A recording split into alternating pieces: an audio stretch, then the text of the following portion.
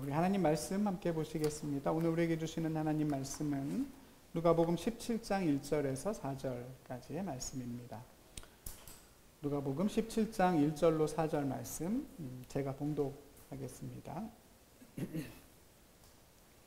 예수께서 제자들에게 이르시되 실족하게 하는 것이 없을 수는 없으나 그렇게 하게 하는 자에게는 화로다.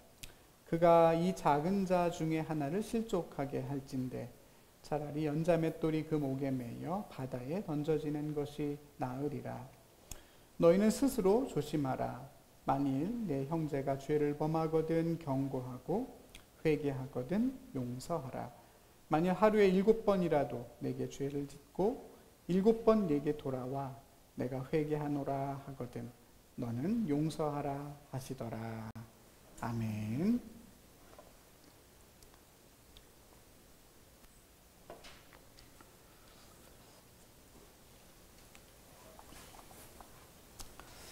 오늘 보면 3절에 경고하고 용서하라를 오늘 말씀의 제목으로 삼습니다. 이 말씀이 저와 여러분의 삶이 되기를 바랍니다. 바리새인들을 향한 말씀이 이제 일단락지어지고 다시 제자들을 향해서 주시는 메시지입니다. 정확히 말하면 제자 공동체를 향해서 주시는 말씀인데요. 제자 공동체가 어떻게 죄를 다루어야 하는가, 이 땅에 여전히 만연하고 있는 죄와 사망의 권세를 성도와 교회가 어떻게 이기고 다스릴 수 있는가에 대한 짧지만 아주 소중한 그런 말씀입니다. 예수님은 우선 대단히 심각한 경고의 말씀으로 이야기를 시작하십니다. 실족하게 하는 것이 없을 수는 없지만 그렇게 하는 자에게는 화다. 누군가 실족하게 되는 일이 없을 수는 없는 세상이다. 마치 도로에서 교통사고가 나고 사람이 다치는 것처럼 그런 사고가 아예 없을 수는 없지만, 그러나 그런 사고를 만들고 겪고 하는 사람들에게는 화가 미치듯이 실족하게 하는 일이 없을 수는 없지만 그에게는 큰 화다. 특히 작은 자 중에 하나를 걸려 넘어지게 한다면 그때는 차라리 목에 연자 맷돌을 메고 방앗간에서나 쓰는 엄청 큰 그 맷돌 가운데 구멍이 뚫려 있는데 거기 목을 넣고 깊은 바다로 빠지는 것이 더 나을 정도로 큰 화다, 이렇게 말씀하십니다. 본래 바다는 성경에서 죽음과 음부를 상징하는 표현이죠. 지난주 나사로와 부자의 비유에서 부자가 내려가 있었던 그 음부를 생각나게 합니다. 그러니까 그런 음부에 결코 떠오를 수 없는 상태로 던져지는 게 차라리 나을 만큼 누군가를 실족하게 하는 일은 대단히 크다. 주님께서 스스로 조심해라, 이렇게 경고하십니다. 여러분, 누군가를 실족하게 한다는 건 무슨 뜻이겠습니까? 실족하다, 그러니까 발이 걸려 넘어진다 하는 뜻인데요. 우리가 교회에서 이 표현을 주로 사용할 때는 보통 누군가로 인해서 마음이 상해서 하나님으로부터 또 교회로부터 멀어지게 되는 경우를 가리키는 경우가 많습니다. 실족했다라는 말과 비슷하면서 그보다는 조금 더 완곡한 표현으로는 시험에 들었다 하는 말도 있습니다. 누군가의 잘못된 말이나 행동 때문에 크게 실망하고 거기에 걸려 넘어져서 결국 그 믿음을 거의 잃어버리게 되는 그런 지경에 이르는 걸 가리키는 말입니다. 그러나 오늘 이 본문의 전체 맥락을 한번 우리가 잘 고려해서 읽어보면 사실은 그와는 좀 다른 차원의 이야기다 하는 것을 금방 알 수 있습니다. 이어지는 3절에 보면 너희는 스스로 조심해라 하시면서 만일 너의 형제가 죄를 범하거든 경고하고 회개하거든 용서해라 그랬습니다. 만약에 우리가 이해하는 식으로 실족이라는 단어를 예수님께서 쓰신 것이라면 아마 3절에는 남을 실족하게 할 만한 그런 실수나 죄를 범하지 말아라, 조심해라, 이렇게 이어져야 맞을 겁니다. 그러나 오늘 본문은 예수님은 정반대 말씀을 하십니다.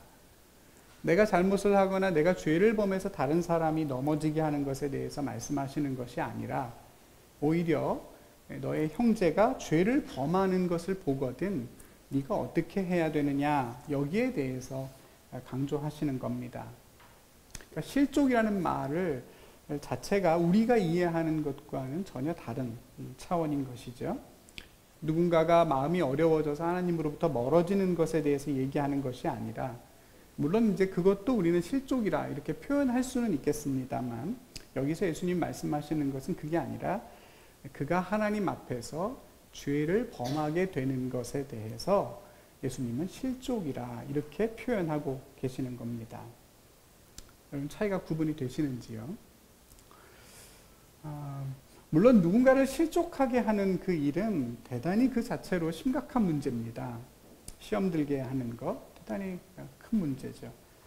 그건 그것대로 아주 중한 일입니다. 특히 저 같은 목사들은 그런 일이 생기면 절대로 안 되고, 또 그래서 항상 노심초사하곤 합니다. 제 언행으로 인해서, 또 제 부족한 인격이나 잘못된 행실로 인해서 혹시라도 성도들이 시험에 들거나 또는 하나님에게서 멀어지는 일이 생기진 않을까 늘 걱정이 많습니다.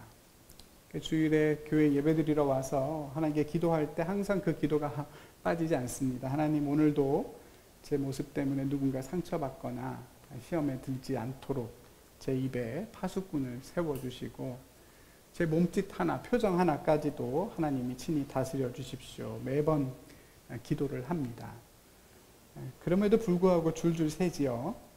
부족한 모습은 뭐 감춘다고 감춰지겠어요? 말을 많이 해야 되는 사람이다 보니 항상 실수하고 부족합니다.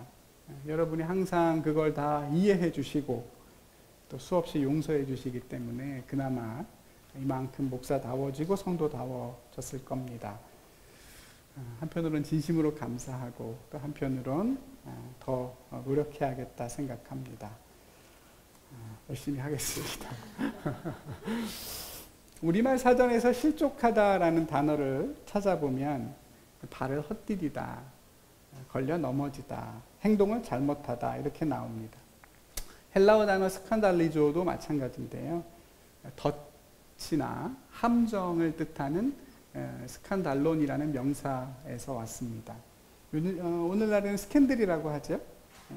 유명한 사람을 한 번에 넘어지게 만드는 그런 추문이나 사건을 가리킵니다. 근데 이 스칸달리조라는 동사를 사전에서, 헬라어 사전에서 찾아보면 의외의 뜻이 1번에 나옵니다.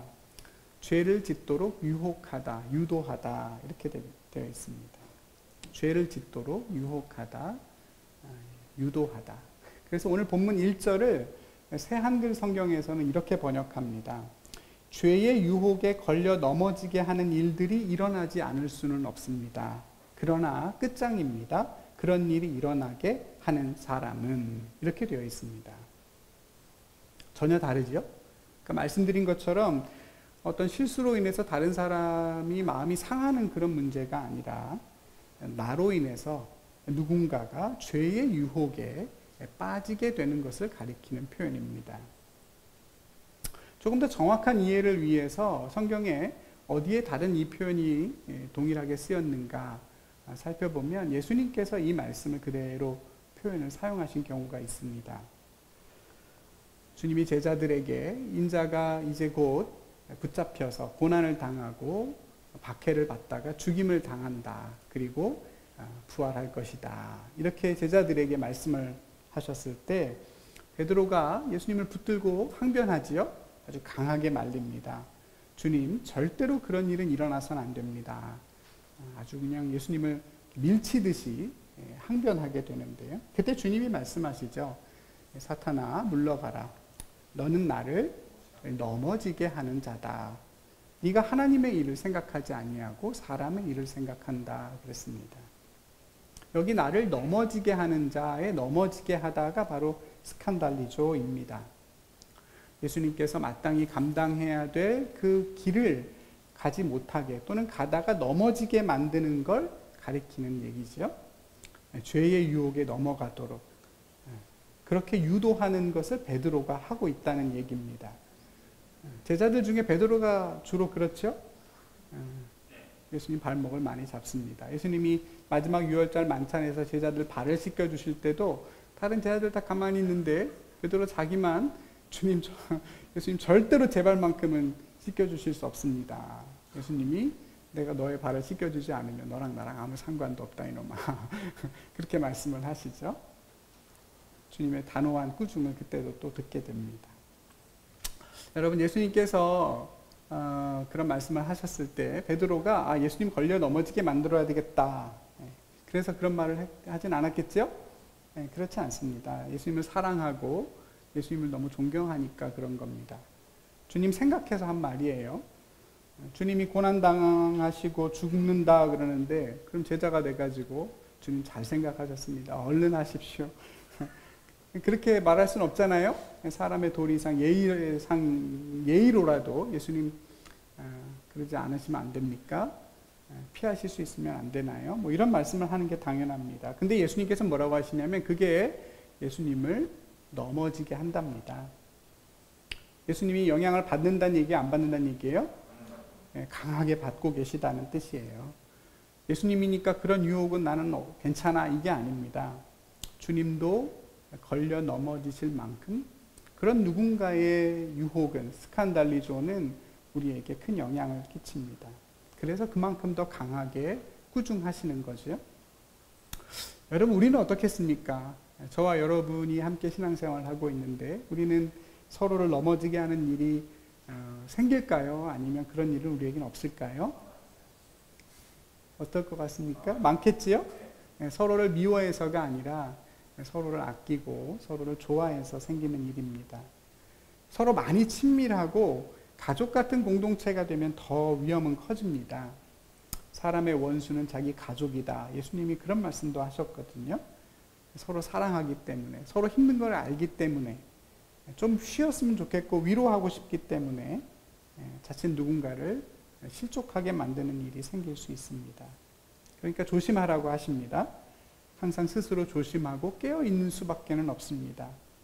믿음이 연약한 사람도 누구나 다 자신이 감당해야 할 십자가가 있고 반드시 싸워야 할 믿음의 싸움이 있기 때문입니다. 우린 위로라고 생각하고 그냥 아무렇게나 쉽게 주고받는 말이지만 예수님은 그것이 그로 하여금 실족하게 할 수 있다, 분명히 경고하십니다. 특히나 작은 자를 실족하게 했을 때에서 더 크게 경고하시죠. 큰 자가 아니라 작은 자입니다. 나보다 더 크고 신앙이 좋은 사람이 아니라 나보다 더 작고 연약한 사람입니다. 그러니까 베드로가 예수님을 실족하게 하는 것보다는 베드로가 자기보다 신앙이 더 연약한 다른 제자들을 실족하게 할 때를 말씀하는 것이죠. 물론 베드로가 예수님을 미혹하게도 하겠지만은 그건 예수님이 이겨내시죠. 예수님이 이겨내십니다. 작은 자가 아니기 때문이에요. 근데 작은 자가 그 말을 듣는다면 그땐 상황이 많이 달라질 겁니다. 걸려 넘어지게 될 가능성이 그만큼 더 커지는 것이죠. 여러분에게 작은 자는 누구겠습니까? 이게 상대적인 관점에서 생각해 보면 작은 자라는 것은 영향을 주기보다는 영향을 받는 자를 가리킵니다. 그렇죠? 영향을 받는 쪽이 작은 자입니다. 집에서 부모와 자녀 중에는 누가 더 작은 자입니까? 자녀가 부모의 영향을 더 많이 받기 때문에 작은 자입니다. 근데 이제 조금씩 아이가 크고 부모는 연로해져 가면 역전이 되죠. 부모가 자녀의 영향을 더 많이 받게 되기 때문에 그때는 부모가 더 작은 자가 됩니다. 부부간에도 그래요, 여러분. 신앙이 비슷하고 서로 영향을 주고 받지만 그러나 부부 중에도 작은 자가 있습니다. 교회에서도 마찬가지죠. 여러분의 팀 안에서도 마찬가지입니다. 내게 영향을 끼치는 사람도 있고 내가 영향을 미치는 사람도 있습니다. 언제나 작은 자는 있기 마련이고 그래서 조심해야 됩니다. 내 부주의한 언행으로 인해서 그가 혹여나 죄를 범하게 되거나 하나님에게서 멀어지거나 신앙이 자라지 못하는 상황이 되는 것을 주의하셔야 됩니다. 여러분, 사람은 결국 하나님께 영향을 잘 안 받고 사람에게 영향을 많이 받기 때문입니다. 그래서 더 서로가 조심해야 됩니다. 괜찮아. 그 정도는 다 하고 살아. 괜찮아. 사람인데 어쩔 수 없어. 하나님도 다 이해하셔. 그런 것까지 다 안 해도 돼. 내가 해봐서 아는데 괜찮아. 큰 의미가 없어. 굳이 그렇게 유별나게 예수를 믿을 필요도 없어. 적당히 해. 다 그러면서 사는 거야. 사람이 노력한다고 신앙이 자라나? 그게 아니라 하나님이 은혜를 주셔야 돼. 때가 되면 다 신앙이 자라. 우리가 다 아무 생각 없이 자주 하는 말들입니다만 여러분 조심해야 됩니다. 죄를 이기고 믿음으로 살 수 있도록 돕는 말이 아니라 그냥 가볍게 위로를 건네는 말, 친하니까 아무 생각 없이 하는 말들, 마치 내가 아주 관대한 사람이고 또 내가 진리를 다 깨친 것처럼 말하는 그런 얘기들을 우리 조심해야 됩니다. 실족하게 하는 것이 없을 수는 없습니다, 여러분. 생깁니다. 그러나 그걸 하는 사람에게는 큰 화라고 했어요. 지극히 작은 계명이 있을 때 그걸 내가 행하면서 다른 사람에게 가르치는 자는 천국에서도 지극히 크다고 일컬음을 받을 것이고, 지극히 작은 계명을 자기도 무시하고 행하지 않으면서 가르치는 사람도 천국에서는 작다 일컬음을 받는다고 합니다.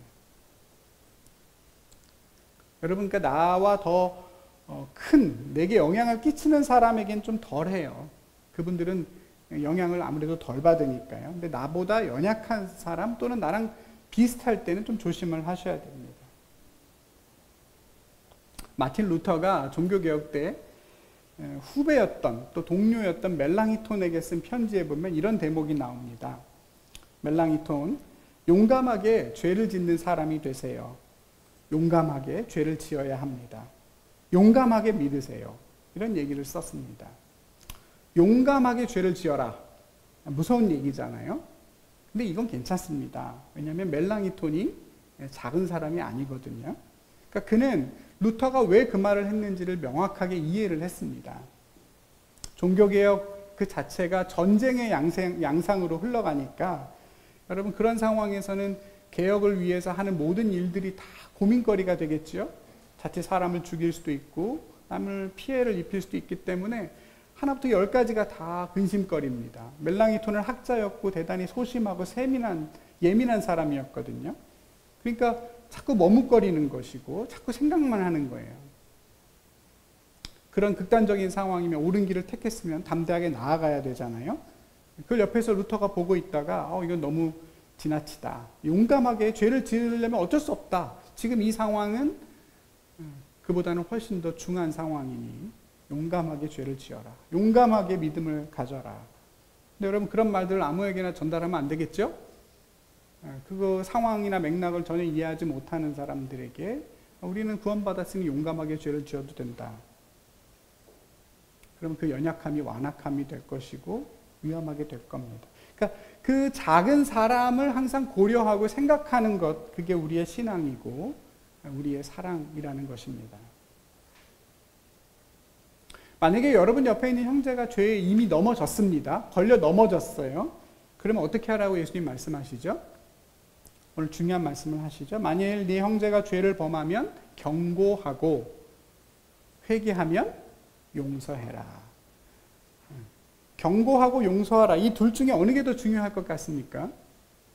예수님의 그 방점은 아마 경고하고에 더 여기에서 놓여 있다고 보이죠. 죄를 범했다면 경고해야 된다. 그리고 회개하면 용서해라. 이게 교회 공동체가, 믿음의 공동체가 죄와 맞서고 그 죄를 이기는 결정적인 무기다. 예수님 말씀하십니다. 어떻게 하라고요? 경고하고 용서하라. 경고하고 용서하라. 경고한다는 말은 날카롭게 훈계한다라는 말입니다. 훈계하라. 물론 그냥 수치를 주거나 창피를 주라는 게 아니지요. 좌절시키라는 말이 아닙니다. 너 왜 죄 지었냐? 나는 안 그런데 너는 왜 그러냐? 이렇게 비난하고 비하하라는 게 아닙니다. 넘어진 그 자리에서 일으켜내고 죄의 그 아가리에서 그 사람을 꺼내어 주라는 얘기입니다. 살리라는 뜻이죠. 마태복음에 보면 예수님께서 어떤 사람이 죄에 빠졌을 때 그 형제에게 어떻게 해야 되는지 지침을 가르쳐 주신 게 나옵니다. 이 작은 자 하나도 잃어버리는 것은 아버지 하나님의 뜻이 아니다. 만약 네 형제가 죄를 범하거든 먼저 어떻게 해라? 네가 그 형제에게 가서 그 형제와만 상관해서 권고해야 한다 그랬습니다. 누가 잘못했어요? 그럼 어떻게 해야 된다고요? 그 사람에게만 찾아가서 1대1로 두 사람이 권면을 하고 받아야 됩니다. 괜히 상관없는 사람들에게 이 사람 저 사람 찾아다니면서 그러더라 어쩌더라 괜히 목사님한테 가서 먼저 이 사람 이렇게 하고 있는데 이거 어떻게 이러지 말고 일단 그 사람에게 먼저 가라. 그리고 그의 잘못을 경고하고 권면해라. 그가 만약 그 권고를 받아들인다면 너는 네 형제 하나를 더 얻는 것이다. 그런데 그렇지 않으면 어떻게 해라? 그 다음엔 두세 사람을 다시 데리고 가라. 다시 한번 신뢰할 만한 사람 두세 사람을 데리고 같이 가서 권면해라. 그건 잘못하는 것입니다. 그만두십시오. 그래도 듣지 않으면 그때는 교회에, 목사나 교회 사람들에게, 리더십에게 말을 해라. 교회가 권면했는데 그래도 안 들으면 어떻게 해라? 그때는 이방인이나 세리와 같이 여겨라. 더 권면해서 그를 돌아오게 할 마음을 가지기보다는 그로부터 영향을 덜 받는 쪽에 관심을 가지고 그 사람을 대우해라. 그런 뜻이죠. 구체적인 현실이나 방법은 다를 수가 있겠지만은 여러분, 저와 여러분은 이 지금 예수님이 하신 말씀을 살아내야 하는 그런 공동체라는 것을 잊어서는 안 됩니다. 우린 그것 때문에 여기 모여 있습니다. 우린 잼버리 대원이 아니에요, 여러분.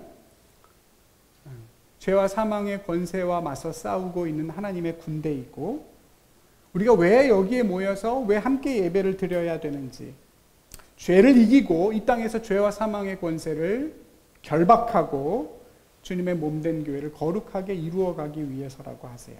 혼자서는 그게 어렵기 때문에 주님은 함께 그 일을 행하라고 하시죠.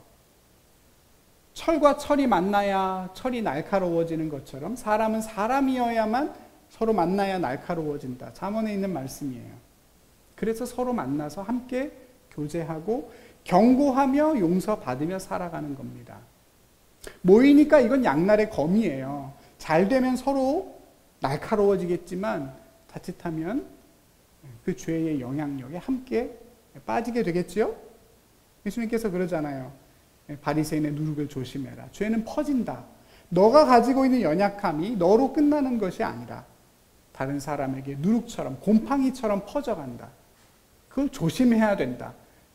서로 경고하고 용서하며 그 죄를 이겨가라. 그것이 주님의 몸된 교회로 너희가 함께 모인 이유다 말씀합니다. 여러분, 말씀드린 것처럼 누구의 실수를 지적하거나 비난하라는 게 아니에요. 우리가 지금 어떤 싸움을 싸우고 있고 그게 얼마나 어려운 일인지를 잘 기억하자는 것입니다. 죄 앞에서 우리가 여유를 부리거나 만만하게 여길 일이 아닙니다. 마치 미식축구 선수들이 스크럼을 짜고 서로 꽉 하나가 돼서 경기를 하는 것과 마찬가지로 저와 여러분은 정말 단단하게 함께 스크럼을 짜고 치열하게 죄와 맞서야 합니다. 다시요, 여러분, 우리가 가진 무기가 뭐라고요? 경고하고 용서하는 것입니다. 그게 우리가 가지고 있는 신앙의 최고 무기예요. 반대로 말하면 다른 사람의 경고를 잘 받아들이는 것이고 또 회개하는 것이죠. 사실 요즘 같은 세상에 누가 나에게 진심으로 내 잘못을 아파하면서 권면하겠습니까? 여러분 주변에 그런 친구가 있습니까? 내가 조금 잘못한 길로 가거나 내가 의식하지 못하는 죄를 짓고 있을 때 그러면 안 된다. 책망해주는, 견책해주는 그런 좋은 친구를 가지고 계십니까? 기복씨는 아주 복받은 거예요. 진짜 복받은 겁니다. 여러분 그런 사람이 요즘 세상에 누가 있습니까? 다 자기 잘난 맛에 살고 자기만 생각하며 살기도 힘든데요. 누군가 나에게 해주는 그 진심 어린 책망과 경고를 귀하게 여기고 아껴 써야 됩니다. 보통 관심과 사랑으로 할 수 있는 말이 아니기 때문입니다. 설교 준비하면서 제가 구약도 한번 찾아봤어요. 구약에서는 뭐라고 그랬나. 내 형제가 잘못했을 때 뭐라고 가르쳤을까? 율법을 찾아보니 레위기에 이런 말씀이 있습니다. 너는 내 형제를 마음으로 미워하지 말며 내 이웃을 반드시 견책하라. 그러면 네가 그에 대하여 죄를 담당하지 아니하리라. 내 이웃 사랑하기를 내 자신과 같이 하라. 나는 여호와이니라. 그랬습니다. 정확히 똑같죠? 똑같습니다. 형제를 마음으로 미워하지 말면서 그에게 견책해라. 반드시 견책해라. 그게 사랑이다. 그게 형제를 향한 최고의 사랑이다. 이웃을 사랑하는 게 뭐냐? 죄의 문제에 대해 함께 책임을 지는 거다. 미워하는 마음 없이 견책해라. 그를 살리고 용서하기 위해서 권면해라. 그게 사랑이고 주님의 공동체가 죄를 이기는 길이다. 똑같습니다. 미워하는 마음 없이 견책하라. 제가 이 말씀을 읽다가 노랫말 생각나더라고요. 여러분도 생각나죠? 미워하는 마음 없이. 심수봉 씨의 백만송이 장미 생각나요? 미워하는 마음 없이, 아낌없이 사랑을 줄 때 백만송이 장미 꽃은 피고 내 그립고 아름다운 그 나라로 갈 수 있다네. 원래 제가 이거 연습했거든요. 부르려고. 근데 결국 못하게 되네요. 연습은 뭐하러 하는지 몰라요. 참, 미워하는 마음 없이 견책하는 것. 미워하는 마음이 남아있으면 그때는 좀 참으세요, 여러분. 그때는 견책할 게 아니고 하나님 앞에 가야 되죠. 하나님 그 마음을 좀 없애 주십시오. 그 마음으로 그냥 갔다가는 죄와 싸우는 게 아니라 그 사람과 싸우게 되잖아요. 미워하는 마음 없이 사랑을 아낌없이 준다는 마음으로 그립고 아름다운 하나님의 나라를 함께 이뤄가겠다는 마음으로 우리는 죄와 맞서야 합니다. 만약에 누군가 여러분에게 잘못해서 여러분에게 회개한다면 어떻게 해야 되죠? 그건 용서하라 그랬습니다. 하루에 7번이라도 용서하라고 하세요. 여러분 어떻게 하루에 7번을 용서합니까? 그렇죠? 한 번이면 모를까? 그것도 어렵잖아요. 사실 하루에 7번 용서하라는 말은 모순이죠. 여러분 누군가가 7번 나에게 잘못하고 7번 나한테 와서 잘못했다 말한다는 건 그건 무슨 뜻이에요? 그 사람의 회개가 진실하지 않다는 얘기죠. 그냥 말로만 미안하다 이런 걸 의미하는 것 같아요. 근데 그런 회개일지라도 용서해 줘라. 베드로에게는 7번씩 70번이라도 용서해라 그러죠. 그러니까 이건 숫자의 문제가 아니라 몇 번을 용서하느냐의 문제가 아니라 우리의 마음과 태도의 문제라는 뜻입니다. 어떤 태도를 말하는 거겠어요? 어때야만 우리가 용서할 수 있죠? 여러분 7번은 고사하고 한 번도 어려워요. 누군가의 잘못을 내 마음 깊은 곳에 묻어두고 평생 미워할 수 있죠? 그게 사람입니다. 오히려 세상 사람들은 용서를 더 잘해요. 그런 것 같아요. 제가 보기에. 세상에서 그냥 다 겉으로 표현해 버리지 않아요? 그냥 털어버립니다. 술 한잔 같이 마시면서 꽐라대가지고 야 내가 미안하다 괜찮다 잘못했다 그냥 막 이러면서 풀잖아요. 근데 교회는 안 그래요. 한번 어긋나면 진짜 끝장 볼 때까지 서로 마음을 풀지 못합니다. 교회이기 때문에 더 많이 회개하고 더 많이 용서하고 그래야 되는데 회개도 안 하고 용서도 안 해요. 회개는 누구한테 가서 하라고 오늘 예수님 말씀하시죠? 가서 하나님께 회개해라 그런 게 아니라 그 잘못한 사람에게 가서 회개하라고 예수님 말씀하시죠. 그게 먼저입니다. 땅에서 풀어야 하늘에서 풀려요. 근데 그렇게 나에게 용서를 구하면 용서해 주라는 거죠. 계속 생각하지 말고 잊기 위해 노력하고 더는 그 사람을 죄인으로 바라보지 말라고 하십니다. 새로운 출발을 할 수 있도록 일으켜줘야 됩니다. 여러분 그 회개와 용서가 결국은 우리 안에 있는 죄를 이기는 소멸시키는 유일한 길이기 때문입니다. 어떻게 용서할 수 있느냐? 하루에 7번 7번씩 70번 어떻게 가능하다고 예수님 말씀하세요? 비유 하나 하시죠? 베드로에게 7번씩 70번 용서하라 그러면서 우리가 너무나 잘 아는 1만 달란트 탕감받은 종의 비유를 하세요. 임금과 종이 결산할 때가 와서 결산하는데 보니 1만 달란트를 빚이 있답니다. 네 몸도 팔고 아내도 팔고 자식도 다 팔아서 갚으라 그랬더니 그거 갚아봐야 얼마 안 되는 거죠? 팔아봐야?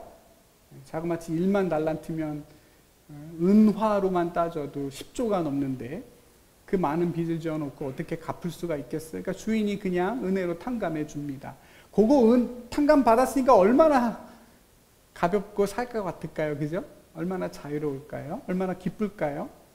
그 감격을 가지고 문 앞에 딱 나서서 내 앞에 보이는 친구를 멱살을 잡는다는 거죠. 100데나리온. 우리나라 돈으로 따지면 한 1,000만 원 좀 넘는 돈. 많죠? 크죠? 여러분 1,500, 1,000만 원 이렇게 빚진 사람 여러분 그냥 탕감해 주겠습니까? 그럼 제가 좀 빌릴게요. 그게 쉽습니까?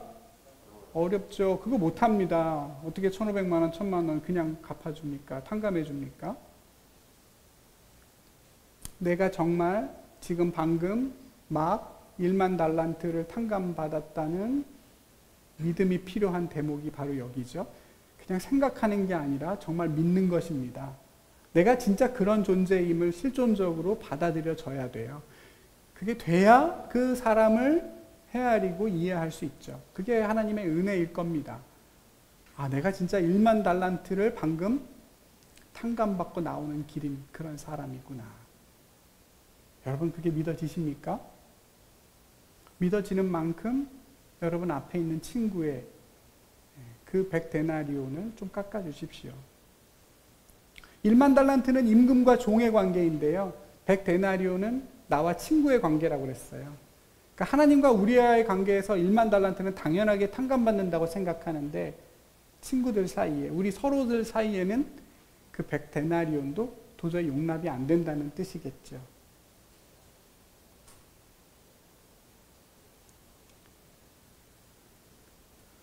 일만 달란트 탕감받았으니까 용서해라. 왜 이렇게 용서를 못하냐. 그런 얘기가 아닙니다. 회개하지 않는 사람을 다 그냥 용서해 주라. 그런 뜻도 아닙니다. 내가 정말로 탕감받았고 내가 정말로 사랑받았으니 그 은혜의 세상을 직접 살아가라 하는 뜻입니다. 그래서 천국의 비유입니다. 그래서 천국을 살고 있을 때나 가능한 얘기다 하는 것입니다. 내가 정말로 하나님께 용서받았고 사랑받는 존재다라는 것이 믿어지고 내가 얼마나 놀라운 영광으로 구원받았는지를 믿어질 때만 우린 조금 다르게 죄에 반응할 수 있는 것입니다.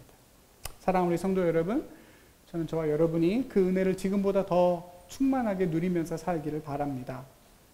저와 여러분의 인생살이가 정말 하나님의 은혜와 사랑으로 가득하다 하는 것을 깨닫고 우리 주변에 있는 누군가의 잘못을 좀 너그럽게 용납해 주시면 좋겠습니다. 예수님은 기도를 가르쳐 주실 때도 우리가 우리의 죄를 사하여 준 것 같이 우리 죄도 사하여 주시옵고 그러죠? 내 죄를 사하여 주십시오 이게 아니라 처음부터 우리의 죄라고 기도해야 된다고 가르쳐 주세요. 죄에 대해서 싸울 땐 그러니까 독고다이가 없다는 뜻입니다.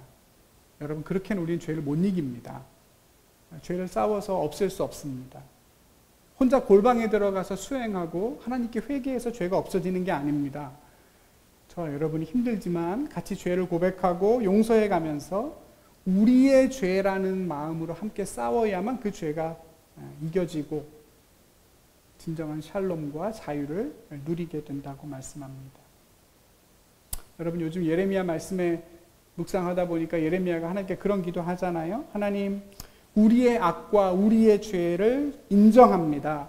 우리가 주님께 범죄했습니다. 그래요. 우리의 죄.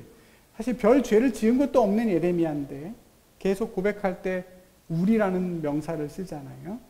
우리의 죄를 용서해 주십시오. 우리가 죄를 지었음을 인정합니다. 나 혼자 깨끗하고 나는 괜찮습니다가 아니라 우리 모두가 죄인입니다. 어떻게 나 혼자만 깨끗하게 살아갈 수 있는 세상이겠어요? 여러분 우리 모두가 다 죄를 먹고 마시고 숨쉬며 살아가지 않습니까? 난 하는데 너는 왜 안 하냐? 나는 그런 죄 안 짓는데 너는 왜 그러냐? 그렇게 되지는 않습니다. 주님이 오셔서 그 나라를 완성하실 때까지 우리 끊임없이 우리의 죄를 고백하고 또 함께 용서하며 살아갈 수밖에 없습니다. 그래서 여러분 요즘엔 기도하면서 되게 비통하다는 생각을 많이 합니다. 저나 여러분의 삶을 위해, 신앙을 위해서 이렇게 기도할 때 요즘엔 그렇게나 슬프고 괴로울 수가 없습니다. 비통합니다. 분노가 일어나고 아픕니다. 죄와 사망의 권세가 너무나 여전하고 사람들을 쥐락펴락하는 게 느껴집니다. 분노하고 비통하게 돼요. 여러분 그 마음을 가지고 우리가 죄와 싸워야 합니다. 죄에 빠진 사람에게 화를 내기보다는 저와 여러분이 그 운명을 다 피할 수 없다는 사실에 분노해야 됩니다. 내가 남을 넘어뜨리고 또 그로 인해 내가 넘어지는 이 세상, 그 실족의 굴레를 우리 여러분 저 모두가 다 아직 벗어날 수 없다는 사실에 슬퍼해야 됩니다. 교회와 성도들이 그 아픔으로 인해 계속해서 고통받고 있다는 것에 우린 분노하고 함께 싸워야 합니다. 절망하지는 말아야 돼요. 주님이 모든 죄를 탕감하시고 부활하셔서 지금 하나님 보좌 우편에서 이 땅을 친히 다스리고 계시기 때문입니다. 사랑하는 우리 성도 여러분, 예수님 말씀이 다 그렇지만 오늘 이 말씀은 우리에게 너무나 어려운 말씀입니다. 경고하고 용서하는 공동체를 이루어간다는 것, 여러분 대단히 어려운 일입니다. 서로에 대한 관심과 친밀함이 전제되지 않는다면 오늘 이 본문은 아무 의미가 없게 되죠. 아직 서로 친하지도 않고 서먹서먹한데 무슨 경고를 하겠습니까? 그렇지 않습니까? 서로를 더 귀히 여겨야 하고 한 발 더 가까이 다가가야 됩니다. 작은 사람 하나를 실족하게 하는 것에 대해 여러분 조심하고 두려워하십시오. 서로를 죄짓게 만들지 않도록 우린 정말 단단히 결심해야 됩니다. 바울이 평생 고기 안 먹었죠? 내가 고기 먹으면 우상의 제단에서 나온 그 고기 먹는 걸 보고 다른 사람들이 나도 우상에게 바쳐졌던 고기 먹어도 되나 보다. 그리고 그걸 먹다가 그 우상이 뭔가 궁금하게 여겨서 자칫해서 우상 숭배하러 갔다가 그 우상에 끌려 들어갈까 봐. 네? 거기까지 생각하고 바울은 먹고 마셨어요. 나 혼자니까 괜찮겠지. 그게 아니라 요즘에 마우이에서 화재가 나서 수많은 사람이 죽었는데 나무 한 그루로 수백만 개의 성냥을 만드는데 그 한 개의 성냥이 수백만 그루의 나무를 다 불태운다는 속담이 어느 나라에 있대잖아요. 그게 죄죠. 그게 우리의 죄의 문제와 같습니다. 조심해야 되죠. 지체가 죄를 범하는 걸 보시거든 경고하십시오. 미워하는 마음 없이 견책하시고 용서를 구하면 끝까지 계속 용서해 주십시오. 그게 저와 여러분이 이 땅에서 살아내는 하나님의 나라입니다. 기도하겠습니다. 주님 감사합니다. 죄와 사망의 권세에서 우리를 참으로 구원해 내시기 위해서 저희를 이렇게 주님의 몸으로 구원해 주시고 성도들과 함께 주님의 몸으로 지어져 가게 도와주셔서 감사합니다. 경고하고 용서하면서 죄를 이기며 살아갈 수 있게 하시고 주님의 은혜를 받은 자답게 하나님의 나라를 살아갈 수 있도록 저희들을 인도해 주시옵소서. 예수님의 이름으로 기도드리옵나이다. 아멘.